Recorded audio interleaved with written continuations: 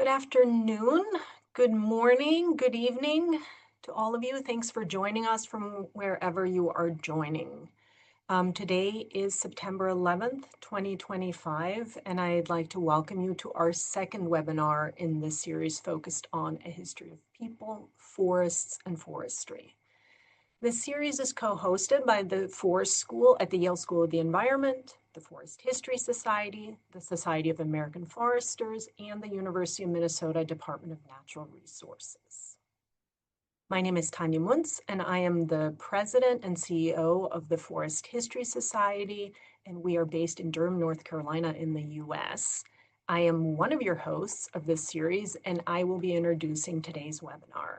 So now let me introduce the co-hosts for this History of People, Forests, and Forestry series. First, on the left of the slide, you can see Terry Baker. Terry is the CEO of the Society of American Foresters, and he is based in Washington, D.C. Our second co-facilitator is Dr. Mike Dockery.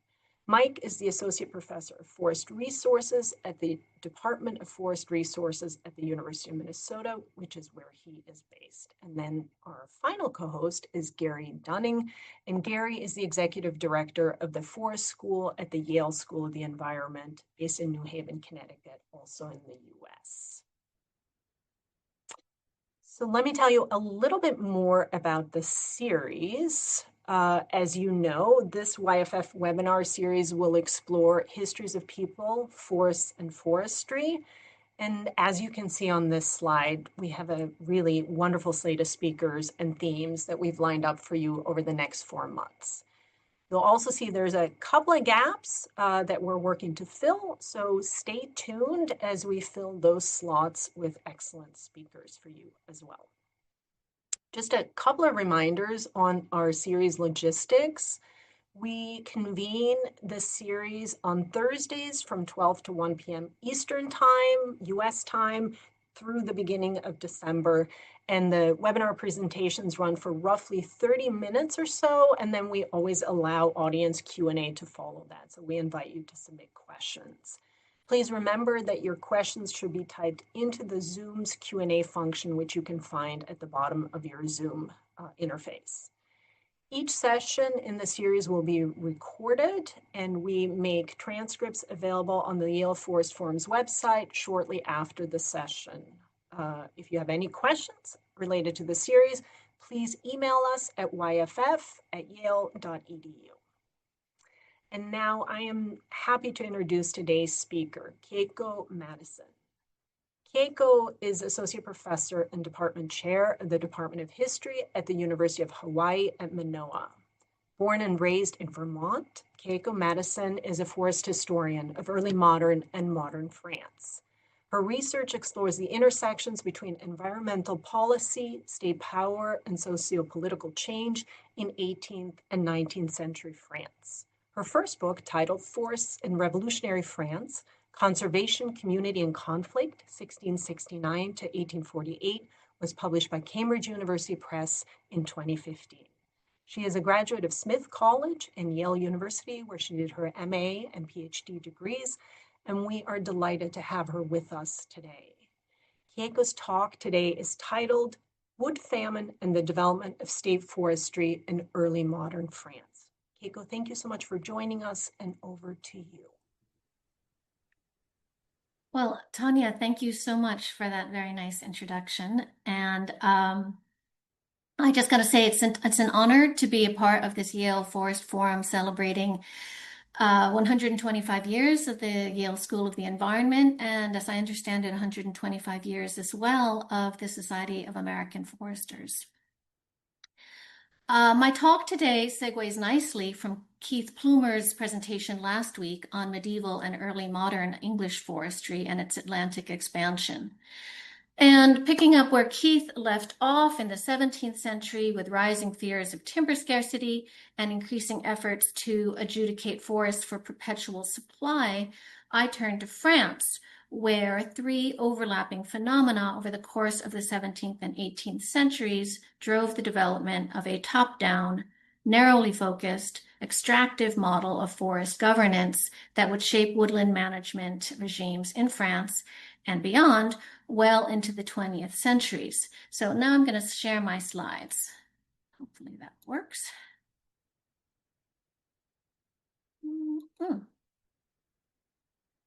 Okay.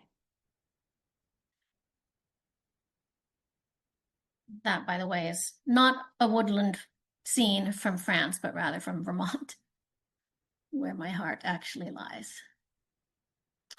Okay, so the three phenomena that I just mentioned that form the backdrop of this talk are the mounting pressure on forests from military and industrial demand and demographic growth, the centralization of administrative control, first under the absolutist monarchy of Louis XIV and later under the Revolution and Napoleonic Empire, and the rise of highly rigid and uniform methods of exploitation and management instilled in laws that prioritized the strategic and economic interests of the crown, and later the state, over the needs of rural communities, and which, in turn, were shaped by Enlightenment ideas of rational improvement that sought to impose order on the natural world. Now, that's a lot to cover in one 30-minute talk, and not to worry, I won't attempt to do all of that. Rather, like a forester using an increment borer, my remarks today will examine a core sample of France's early modern forest history, focusing on, number one, the military and economic aims of the French crown under Louis XIV and the silvicultural practices to which they gave rise. And number two, new forest pressures that emerged in the 18th century and Enlightenment scholars' efforts to address them, notably the man known as the father of modern silviculture. I should add that my choice of France for understanding modern forestry is no mere preference, although it is that too. Rather, I argue that in their comprehensiveness and particularities, the French forest regulations that emerged from this period, as enshrined in the landmark Ordinance des Eaux et Forêts of 1669, and later the punitive and exclusionary 1827 Code Forestier, offered a blueprint of state-centered forestry that would later be transplanted and emulated elsewhere, from France's colonies in Africa and Asia to the U.S. Forest Service of Gifford Pinchot. And as many of you know, Pinchot trained at the French National Forestry School in Nancy in 1889 before establishing the Yale School of Forestry in 1900 and the U.S. Forest Service in 1905. So, beyond its own inherent interest, therefore, this legacy makes the early modern origins of France's scientific forestry worthy of consideration. So, let's get started. As in much of Europe in the medieval and early modern period, forests in France served three main purposes: fuel for heating and cooking, and timber for equipment and construction, and supplemental pasturage for livestock, including, importantly, the feeding of pigs on beech and oak mast in the autumn. This image, also of February was a tough month, I think, for people in the woodland world. This image is from the extraordinary illuminated manuscript, Les Très Riches Heures de Dutkeberry, and it reflects many of these uses. Rich or poor, the experience of huddling at the hearth to fend off winter's torments was universally shared, and the disparity between those who could afford to put another log on or not was not so great. And I just want to add that this work is one of my favorites as an illuminated manuscript, and it's actually on display right now for 3 more weeks at the Château de Chantilly, northeast of Paris. So if you're lucky enough to be there, go. It's on display until October 5th. It's not going to come back probably for a generation or two. So more or less people were on the same footing in terms of their uses of food, of wood for fuel, and for pasturage, and for timber. But starting around the middle of the 17th century, the wealth gap began to widen between those who could just afford a roof over their head and those whose appetite for conspicuous consumption, known as luxe, limitlessly grew, fed by colonial expansion, slavery, and well-placed connections. Such was the case with Nicolas Fouquet, Louis XIV's superintendent of finances, whose grandiose Chateau de Vaux-le-Vicomte put Versailles to shame. Beyond the sordid and often told tale of Fouquet's downfall, he served a feast to Louis XIV that was so over the top that it gave the king an excuse to remove him for embezzlement. The Chateau of Vaux-le-Vicomte represented a gigantic expenditure of natural resources for heating and construction, and it signaled a new era of excess, expansion, and avarice that would see France's most famous and longest-serving monarch, Louis XIV, build an even more opulent Versailles using Fouquet's design team, and pursue new territorial and maritime ambitions that entailed an ever tighter grip on the country's natural resources. Now, much of this effort and its success can be attributed to Jean-Baptiste Colbert, the Controller General of Finances and Secretary of the Navy under Louis XIV. He was also a far-sighted reformer of royal operations. To meet the Sun King's goal of challenging Dutch and English monopolies on Asian and Atlantic trade, Colbert sought to expand and reinforce naval and commercial fleets by first ensuring the viability and productivity of domestic timber resources. Surveying the sorry state of France's timber trees in the 1660s and their increasing subjugation to depredations of loups, as well as the teeth and hooves of errant livestock, Colbert launched a pioneering effort to reverse the decline of France's high forest trees and ensure a steady supply of naval timber for centuries to come, especially the large centenarian oaks that constituted ships' wooden walls. Colbert framed the effort as an imperative for the country's future. France périra faute de bois. France will perish for want of wood, he warned, fearing that a timber shortage would put the country, and more particularly the crown, at an economic and strategic disadvantage relative to its rivals. The scale of the challenge is evident in this illustration, commissioned by Colbert himself, of a ship under construction in the Toulon Naval Yard. All the components of an 84-cannon, first-rate, 3-deck ship of the line are laid out, representing the procurement of thousands of oak, fir, elm, and pine. This image from Claude Caron's 1676 Treatise on Wood for All Uses similarly itemizes each piece that goes into a ship, from the topmast to the keel, from the fir plank to the futtock. At minimum, one naval ship of the line, which was the term for the vessels from which early modern naval battles were waged, required about 2,000 oaks. But by the 18th century, that number would grow far higher, to as many as 3,000 oaks and many more trees of other species. And here is a look at the ships of the line in action. In this case, the Battle of Quiberon Bay in 1759, a French naval disaster which saw the loss of 7 ships, among them the French ship of the line Le Thésée, which capsized not through enemy attack, but through captain error, a mere 10 months after it had been launched from the port of Brest, following 3 years of construction in the naval yard. The extent of resources needed to build such vessels is hard to grasp, even with stats in hand. Based on the 1783 Encyclopédie Méthodique, one 74-gun ship of the line alone consumed 2,800 100-year-old oaks, 6,338 pines, and an innumerable quantity of other wood-derived fittings. Little wonder that warring navies preferred to capture ships rather than sink them in the heat of battle.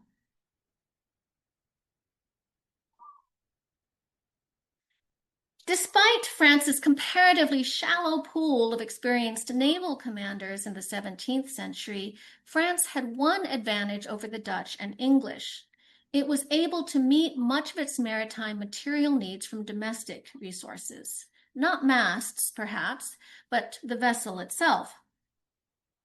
England and the Low Countries both relied on imports. As Keith Plumers noted last week, English imports of oak and conifers from North America began around the mid-17th century and supplemented English oak. The Dutch, meanwhile, had little timber of their own, but they controlled most of the imports from Russia and the Baltic. To fortify France's present and future navy ad infinitum, Colbert looked upstream, way up the commodity stream, to landlocked ecosystems in the French interior where trees that might someday be seaborne originated and grew. Working with a team of advisors, he set out to marshal France's timber resources through a massive overhaul of existing forest legislation and oversight. The resulting Ordinance des Eaux et Forêts, promulgated in August 1669, instituted a one-size-fits-all approach to woodland management that prioritized the Crown's interests over all other domestic or industrial applications. In particular, the Ordonnance endowed the French Navy with near monopolistic authority over the nation's hautes foutaines, or high forest trees, granting naval purveyors the right to inspect, mark, and reserve trees they considered seaworthy, be they on crown, communal, or seigneurial, that's noble, land. Especially prized was elm, which was used for ships' keels, fir for the deck planks, and above all, oaks, which comprised the crucial ribs of ships' hulls. The Ordonnance ordered the conversion of coppices, scrubby, high-density thickets grown for fuel and craftwood, into hautes foutaines, or high timber.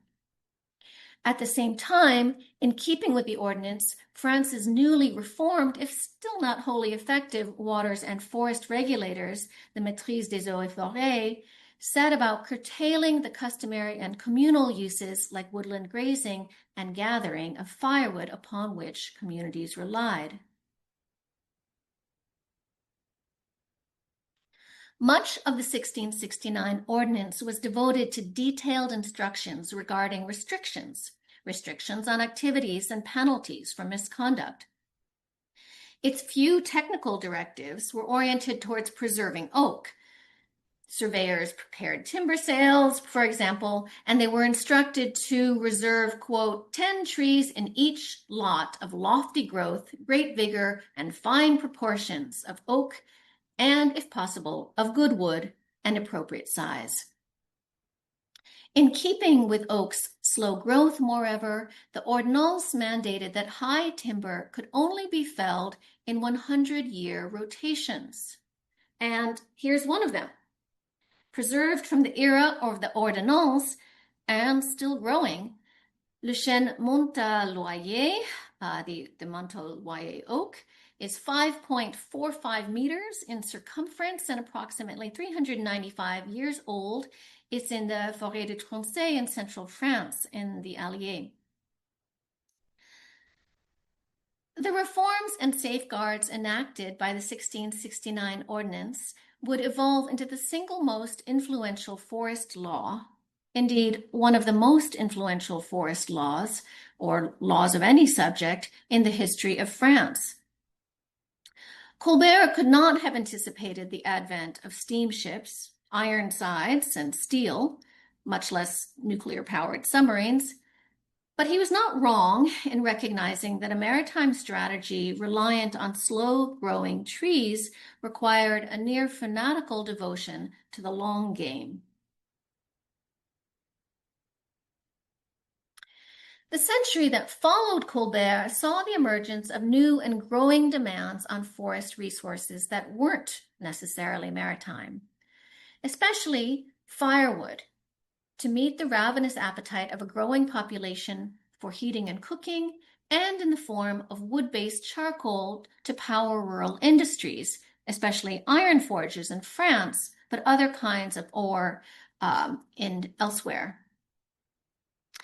Among those who tackled the problem were Hans Karl von Carlowitz's treatise.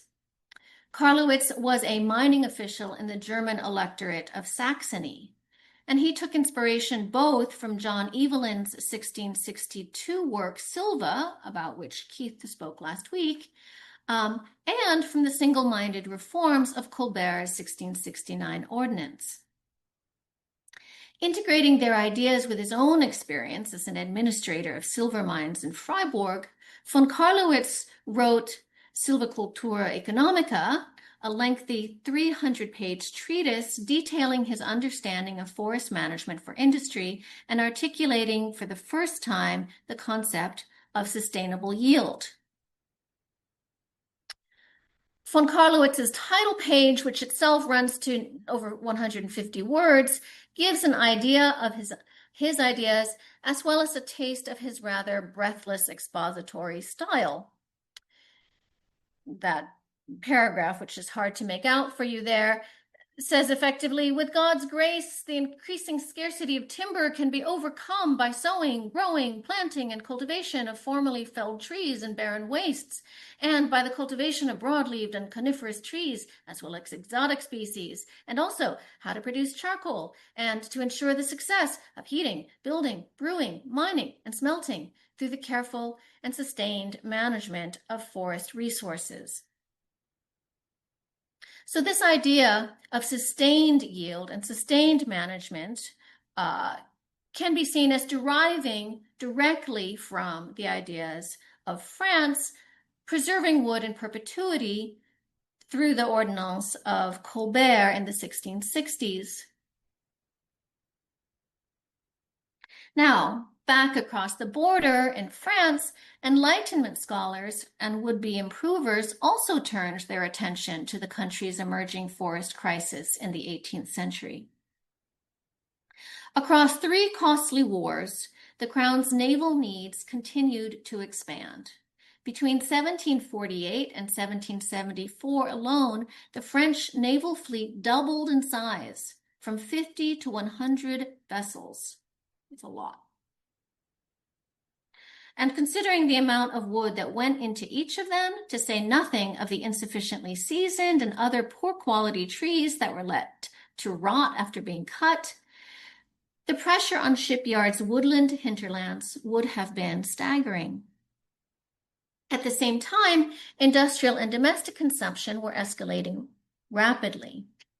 In lengthy treatises by widely published authors and hand-penned proposals by local academy members around France, forest management became the subject of lively debate as people grappled, far more existentially than had Colbert, with the prospect of a wood famine and the urgency of balancing that wood famine with France's maritime needs.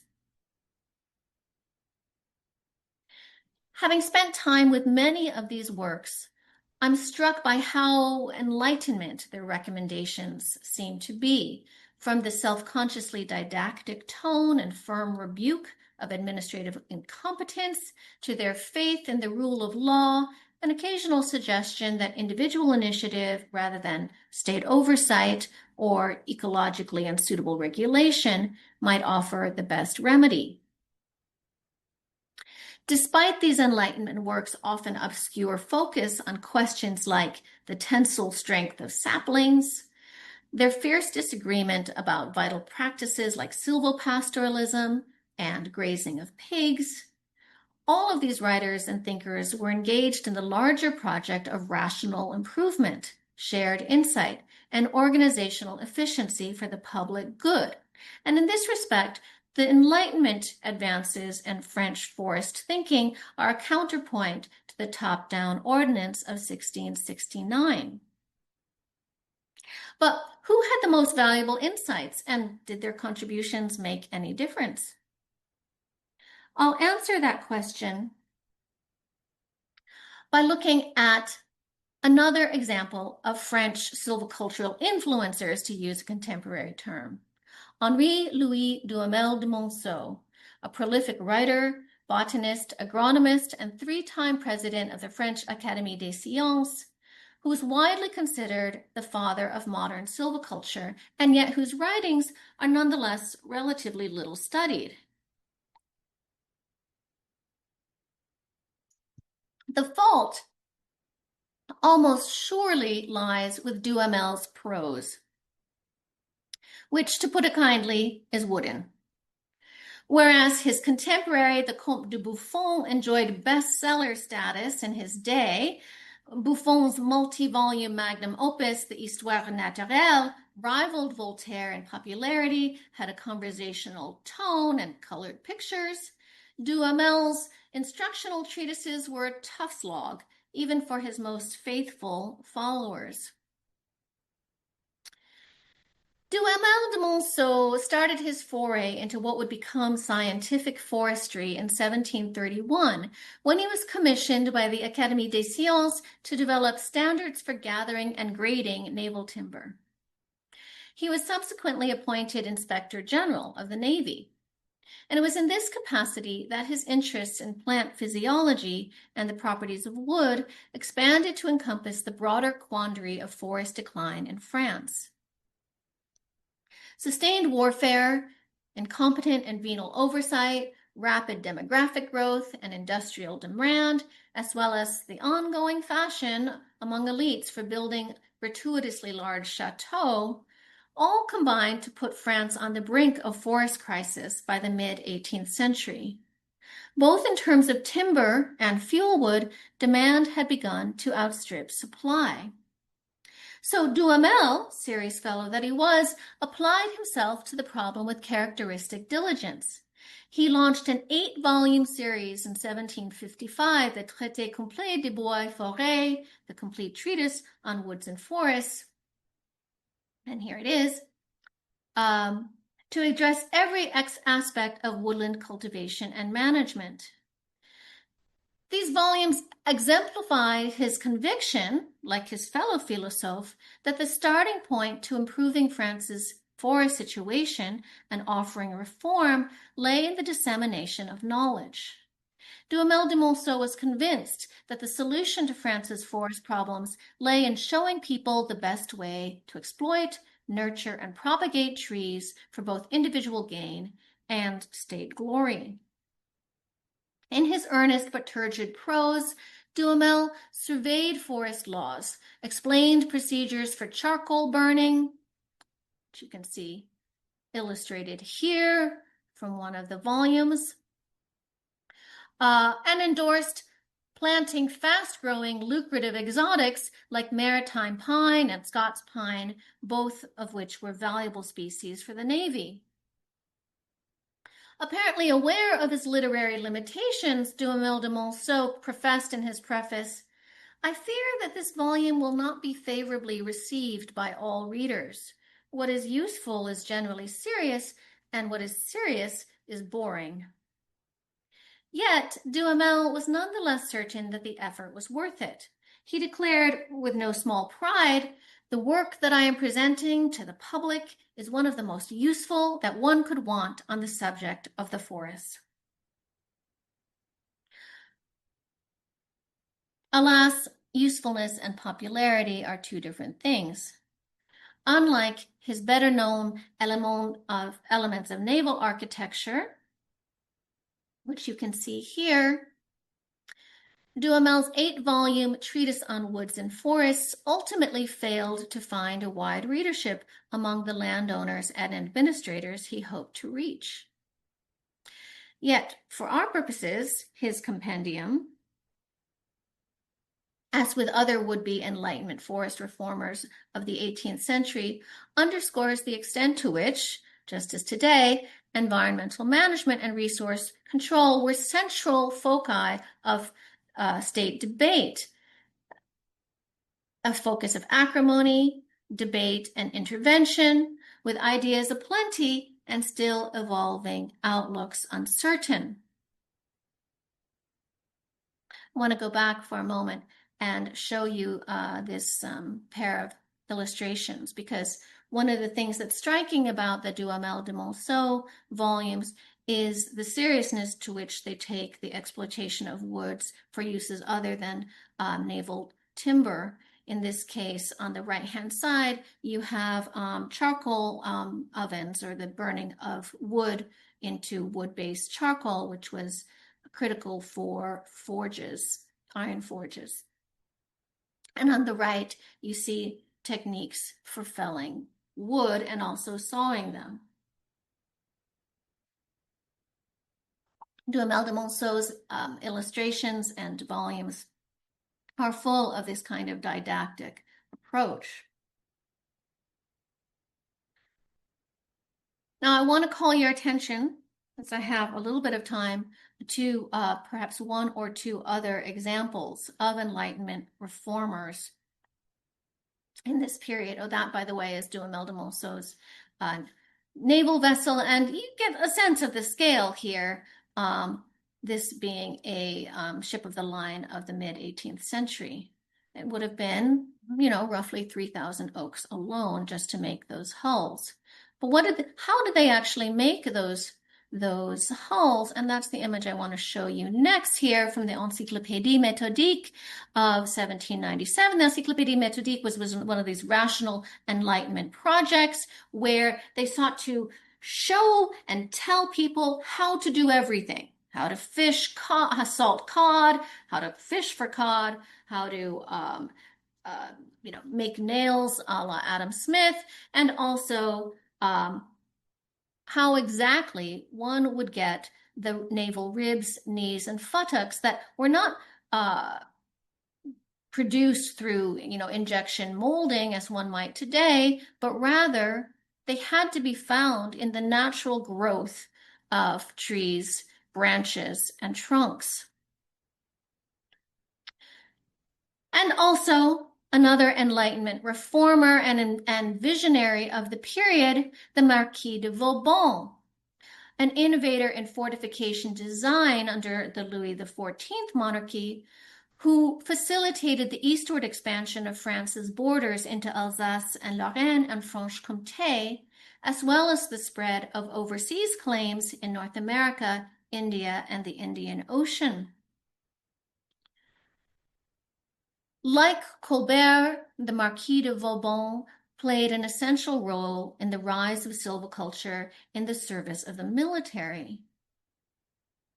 But, like Colbert also, Vauban was keenly aware of the importance of forests to his work. In a treatise on forest cultivation that he wrote in 1701, he lamented that some areas of France were, quote, entirely lacking in wood, and that even the Crown's forest officers were brazenly flouting restrictions on felling. Many older forests, if not to say all, he lamented, are ruined and in a pitiful state. Unlike most provincial governors and even many royal forest administrators, Vauban had personally visited the woods throughout France to obtain construction materials and to assess their viability and utility for his projects. And in his opinion, the solution to France's forest timber shortage could be found in encouraging wealthy nobles to set aside acreage for planting trees so that, as he wrote, there would be plenty of new forests, incomparably more beautiful and better than those which presently exist. This is similar to the plan envisioned by John Evelyn across the English Channel in 1662, but like that one, Vauban's voluntary planting scheme did not come to fruition, even as his fortifications, like this one at Neuf-Brisach in Alsace, have stood the test of time. Finally, I want to cast forward in the last minute or two of my talk and offer a sense of where the direction goes. Now, I'm leaping forward by about 75 years here, but by the end of the 18th century and the beginning of the 19th century, those combination of pressures that I discussed, naval timber and the strict regulation of the forests, communal noble, and state forests for the primary interest of maritime development, the growth of the ore smelting industry, and the needs of a growing population, which massively grew in the second half of the 18th century. Massive conflicts ensued, which would give rise to a main focus on forest issues in the French Revolution.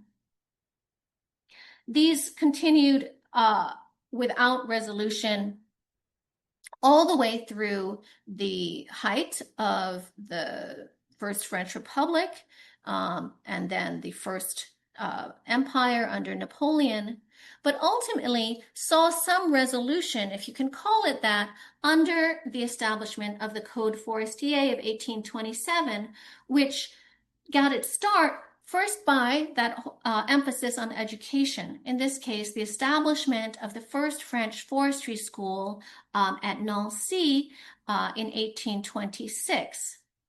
And the whole modus operandi of the French forestry school was about strict reform, rigid enforcement of prescriptive and prohibitive forest laws, and also a kind of militarist approach to protecting and defending the interests of the French state against those along their edge, the rural communities, who might actually try to use them. And that's those kinds of conflicts that ensue are the subject of my current book project.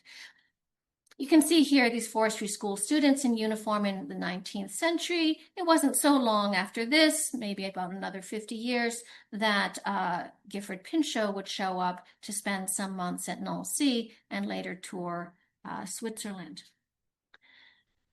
Well, I'm going to leave it at that today. I hope I've given you some ideas and insights about the origins and directions of French forestry, especially its state-centered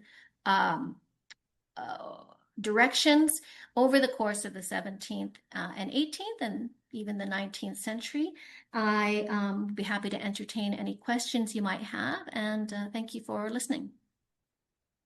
I'm going to stop share. Thank you so much for that excellent talk. And also your slides are just really interesting and wonderful. So thank you. It was a real treat. We do have some questions from the audience. And I'm actually going to combine two questions to get us started. And one part of the question is about kind of how the ordinance and these restrictions were messaged to common people that were used to maybe collecting firewood in the forest or bringing their livestock into the forest. What was the messaging around these new kinds of restrictions that would ultimately bring in changes? And then I'm going to combine this with a question that Steve asked, which is a great question around, I'll just read his question.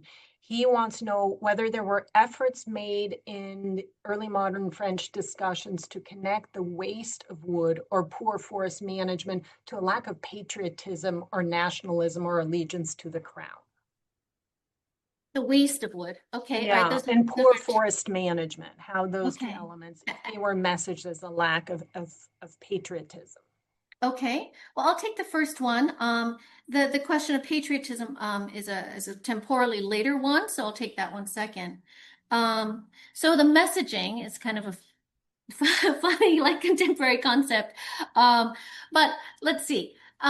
So regular everyday people, the way that they had rights and access to the forest in the early modern period derived from charters that in many places went back to the 10th century, 11th, 12th centuries, when feudal landlords were trying to get people to settle and stick around in their regions so that they would have people to till the soil. And as a sweetener, rural communities or villages, hamlets, were offered certain rights, droit d'usage, use rights, that consisted usually of something called affouage, which was an allocation of timber once a year, the right to graze certain kinds of animals, but not goats. Goats are very naughty. but they come into the picture. And also allocations of firewood and other kinds of gathering rights. But by the 17th century, those kinds of pretty humble usages are getting lots of scrutiny. It seems outrageous when you compare the scale of vol-au-vent to the ways that rural people were, using one bundle of sticks to heat themselves, and that couldn't have gone far. But there was the picture. It was not only the French crown, but also noble landowners who were basically pushing back and scaling back on those charters, claiming that they didn't exist if there was no written record, claiming that tradition wasn't good enough, oral tradition didn't hold up. And so people got the message because they were being excluded by noble landlord, private landowners, owned forest guards, and by the guards of the state. Now, in practice, sometimes there was a lot of collusion going on. The guards oftentimes came from the communities themselves, and this was one of the major reforms of the 1827 Forest Code, that guards at that point were veterans of the Revolutionary Napoleonic Wars. But the messaging, to the extent there was any, was simply the rules have changed and you can't have what you thought you could. I also want to underscore that, when I say community, it's not like everybody got nice things together. It wasn't all of a collective.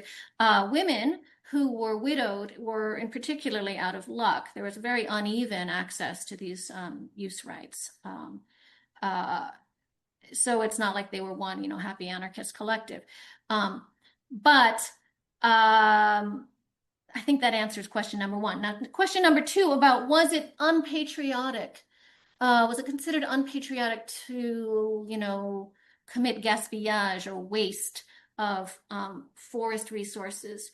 So that doesn't come really until the revolution. The whole notion of a patria, of a,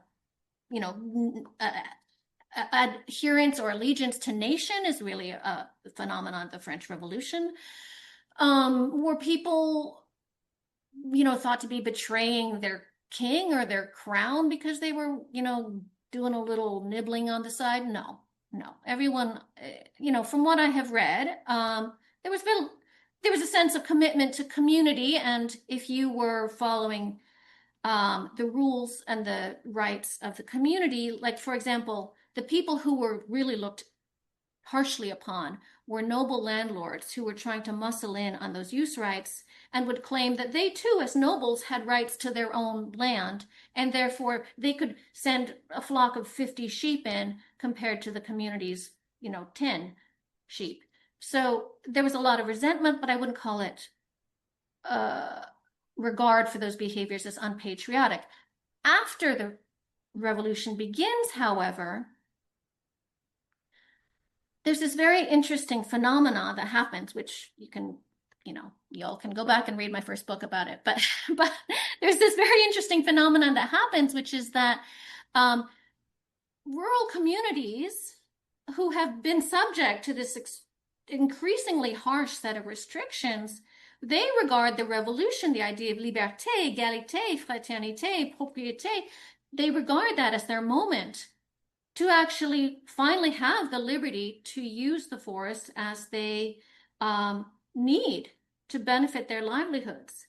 And that is not at all the kinds of liberty and equality and property protection that is eventually implemented by the centralized French state. It gets worse under Napoleon. It gets way worse under the 1827 Forest Code, but, spoiler alert, coal and and it's a change of energy regimes eventually helps divert the problem but not till the 1840s or 50s. Great, thank you, Kieko. Okay, we are getting lots of questions. We'll get to as many as we can. We may not get to everyone's questions, but we will keep going. All right, so here's a question from Turner, and he says, it's interesting how navies attempted to capture ships instead of sink them. He wonders, was this a form of knowledge theft or more simply a need to reduce resource extraction or both? I think there was a little bit of both. There was definitely a kind of piracy where, especially I've read about this in the 17th centuries, when ships of the line were innovating, where people would go as spies and try to like get into each other's, like get into the English naval yards or vice versa in the Netherlands or with the Low Countries or in France. So there was some knowledge theft in that respect. And certainly if you managed to capture a ship, you'd get a pretty good look at what they were doing. But I think in the heat of a ship of the line face off, it was really about, damn, we can get this ship and we can, use it against our enemy in the next round of fighting. You. Okay, I'm going to combine. There's a couple of questions that came in around sort of acreage, just given the kind of the resource intensiveness of shipbuilding. And Kyle asks, I'm curious how many acres, hectares of forest it took at the time to produce the timber needed for those ships. So that's the first question, and you can take these as you want. And then the second question is around sort of percentage of rural land that was used. So let me actually read it exactly. Steve asks, were there efforts? No, sorry, here we go. What, if any, estimates were there of the overall needs by acreage of woods and its percentage used for forest or overall rural land? Ooh, okay. Those And questions make my acreage head hurt. questions. Yeah, my brain is hurting. I wish I had those statistics. That would be awesome. But I don't have the answers of how many hectares it would take to produce, say, a 74 gun ship of the line, nor do I have an assessment of the extent of rural land that was used to, overall France. What I will say is that the 1669 ordinance applied to all of France's forests. And this is one of the things that made it such a target at the time of the revolution, which was that noble landowners and bourgeois landowners who became the big, most affluent force, thanks to slavery and trade off the back of colonized subjects in the 18th century, bourgeois landowners, nobles of recent vintage, really resented the imposition of the ordinance on their land. They didn't like naval purveyors showing up and saying, I'll take that oak, thank you very much. So yes, it covered the whole country. How much of the country did it actually affect? I think it's hard, it's sort of mind-boggling to think of a single ship requiring 2,800 oaks of 100 to 200 years in age. I can't really picture that, but what is interesting is that despite these cries of timber famine,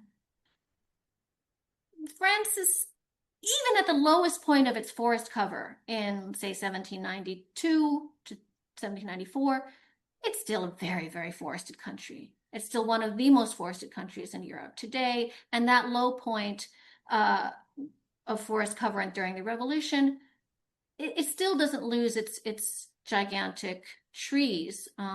It's, in fact, one of the reasons why I chose to study France, because it's just so great to go around in those forests. So sorry, I don't have those stats, but if anybody can get them, I'd be just totally lovely to hear them. Thank you. All right. We are getting questions fast and furious. Hugh asks, how were the ordinances enforced? Were there special agents who oversaw harvesting? Yes, so the Ordonnance des Eaux et Forêts was basically there was an existing structure in France called the Maîtrise des Eaux et Forêts that had this the masters of the woods and forest, or the waters and the forests. And the Masters of Waters and Forests was its own kind of regulatory body or enforcement body that consisted of nobles who went out and did surveys. And, they would mark trees and measure trees. And then these naval purveyors could also go after the ordinance. The problem with the maîtrise of the waters and forest, the masters, is that these were yet another one of these venal offices that during the time of Louis XIV, and it got way worse afterwards, these were offices that were just sold to the highest bidder. And so you might get a maître who was really assiduous and actually capable of his job. And you might get another one who wanted no part of the misery and travel of 6 months a year touring around the district to which he was assigned. And there was a lot of misappropriation, graft.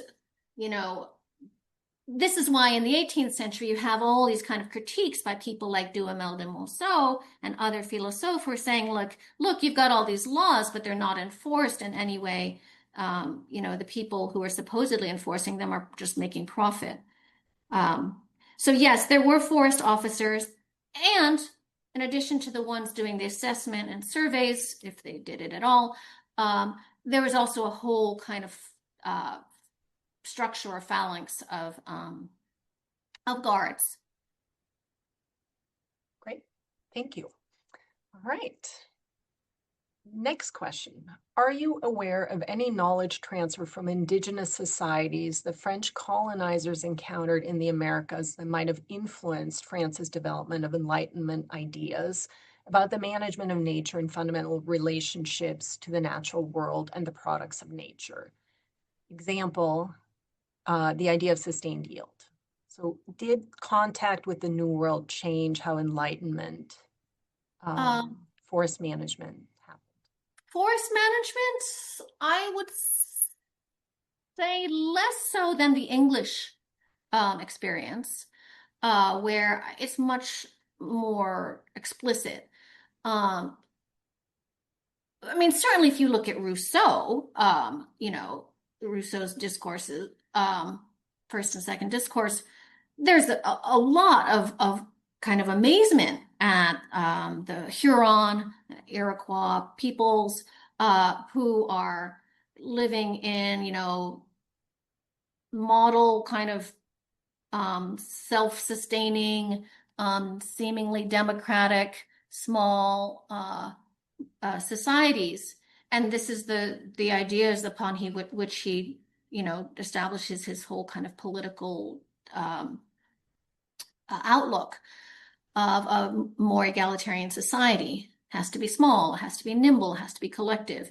Does he say much? Does Rousseau say so much about nature? Not so much. I don't know of examples that are explicit about forests in particular, but there are lots of comments on how big and healthy and strong people are, and how their teeth are really great, and how there's abundance. Of course, almost everyone going to the New World, in the 16th and 17th centuries, particularly in the 16th centuries, just is amazed at the level of abundance. Maybe they're trying to, sell their story, but it's not all made up. Thank you. All right, we have another question. This question is from Jason, and he asks, how did thinkers like Dumonceau get this knowledge of forest products? Were they discussing and borrowing techniques from tradespeople like other Enlightenment scientists at the time? Yeah, so that's a really good question, because actually Duhamel de Monceau and the Comte de Buffon, who was his rival, they had this whole kind of like interpersonal and intellectual rivalry. Buffon won. But both Buffon and Duhamel de Monceau and many other people, Réaumur, Vauban, they were also noble landlords. And so how did they get their ideas of forestry? Well, they were doing all kinds of experimentation at their own estates. And Duhamel de Monceau was quite an innovator in trying out new species. Another philosopher I didn't mention in my talk, Rea Moore, who slightly predates him, was doing all kinds of studies on the tensile strength of wood and kind of like different kinds of ligneous fiber. So they were scientists. And I don't get the sense that there was a lot of like consulting of other, like the man on the street who's selling wood. I think there was a fair bit of conferring among their own milieu, however. Thank you. All right, I think we have time for maybe one more. Here's a question about invasive or non-native species. The question is, it's interesting that early history of forest management includes the import, planting, growth, and use of non-native, non-local species as an answer for reducing loss of native species and forest acreage. Are there records of areas planted in the 17th and 18th centuries in France for specific exotic species? And which of those have become invasive in those areas and across France since then? So it's basically asking about the legacy of planting these non-native species. Yeah, that's a great question and a good subject for a study. I don't actually, I don't, I don't study forests in the present so much. Uh, I do know that the experimentation with species from elsewhere, whether it was elsewhere on the European continent or increasingly, in the course of the 16th and 17th centuries, exotics from the New World, quote unquote, New World, that this was very common. I mean, this was in fact arguably the intention of a lot of these travels. It wasn't necessarily to replace the loss of native species. Rather, it was because, hey, this might be a really great tree that we could use, for example, to make a better keel. Elm was favored for keels because of its water resistant properties, but maybe there could be something that would grow faster or be even more solid, like mahogany. From elsewhere. So did they become invasive? I mean, there's lots of things that become invasive. There probably are. There certainly are diseases and tree diseases that become invasive. And that's a whole other story in the 19th century with, phylloxera crisis and all kinds of issues, the oyster die off on the Atlantic coast and so forth. There's a whole history of invasive species and how it affects France in the 19th century. But to the extent the trees become invasive, I do not know. So would love to hear it if somebody knows. Great. So to be continued. All right. Well, that is the time we have. Kieko, thank you again so much for doing this for us. It was a fabulous talk and great Q&A. Really, thank you. Yeah, thank you. I really enjoyed it. Thank you for all those wonderful questions. Thanks to the audience. Okay, so just a couple of wrap-up comments. We ask that you please continue to join us for more in this series on Thursdays from 12 to 1 Eastern Time. Next week, we'll hear from Martin Behmen. Martin is a lecturer in the history department at the University of Freiburg in Germany, and his talk is titled "The Times They're a-Changin': Industrialization, Globalization, and Forestry in Central Europe around 1900. As a quick reminder as well, recordings of today's presentation will be available within a few days on the Yale Forest Forum website. The slight delay in posting those is because it gives us a bit more time to accurately caption each session, which makes them more accessible to all. Slides will also be made available and, when possible, referenced with documents and readings that will also be listed on the Yale Forest Forum website. So check back for that.